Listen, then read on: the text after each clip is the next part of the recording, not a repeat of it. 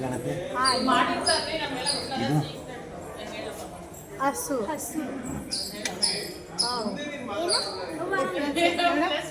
ಇದು ಹಸು, ಇದು ಆನೆ. ಹಸು ಆನೆ ನೋಡಲ್ಲ, ಆನೆ ಆನೆ ಅಲ್ವಾ?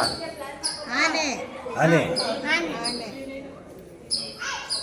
ಇದು ಹಸು. ಹಸು ತಾಳ ಬಸವಣ್ಣ ಬಸವಣ್ಣ ಇದು ಹಸು ಇಲ್ಲ. ಇದು ಆನೆ.